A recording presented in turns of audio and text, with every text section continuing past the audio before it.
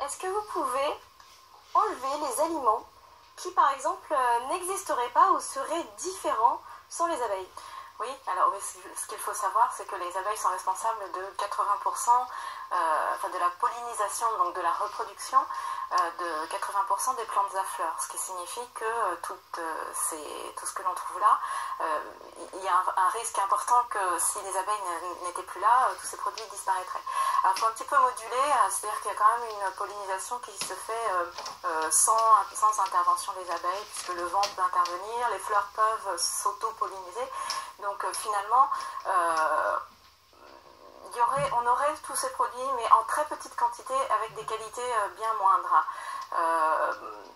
Ce que je voulais dire, c'est pour le lait par exemple, le lait c'est produit par une vache, la vache va manger des ressources de glucides et de protéines, en particulier le trèfle, la luzerne, qui sont fortement butinés par les abeilles. Donc si les abeilles ne sont plus là, plus de trèfle, plus de luzerne, donc un lait d'une qualité complètement différente. Pour le reste, le chocolat par exemple, il est beaucoup pollinisé par un petit moucheron, moins par les abeilles. Par contre, s'il y a une collaboration entre moucheron et abeilles, on aura davantage de chocolat. Et c'est vrai pour tout ce que l'on trouve dans nos assiettes. Ça représente vraiment, même économiquement, énormément cette pollinisation par les insectes, à la fois les insectes, enfin les abeilles sauvages et les abeilles domestiques. Donc c'est vraiment qu'il y a une collaboration entre toutes les espèces, et ça nous rappelle que la biodiversité comme elle existe en ville pour les fleurs, doit être préservée dans tous les domaines animaux et végétaux.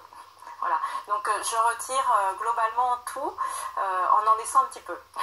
Voilà. Mais par exemple, il y a certains fruits, comme la pomme par exemple. Alors la pomme est beaucoup plus fortement pollinisée par les abeilles. Donc effectivement, pour la pomme, on aurait vraiment une grosse perte. Les fraises, elles seraient toutes rabougries.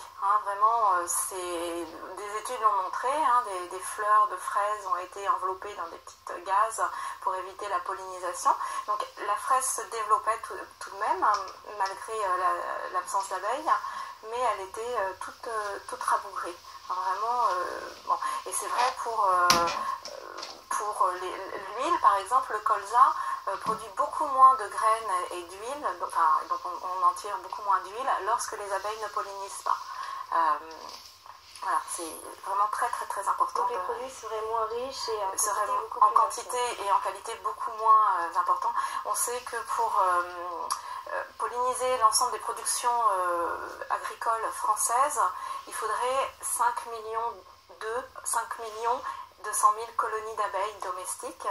Actuellement, on en a 1 300 000. Donc il y a un gros potentiel en fait d'augmentation de la qualité et de la quantité des produits cultivés, avec une augmentation du nombre de colonies d'abeilles en France. Et malheureusement, elles meurent beaucoup depuis quelques années.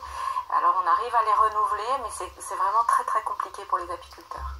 Merci Claire. C'est la fin de cette émission.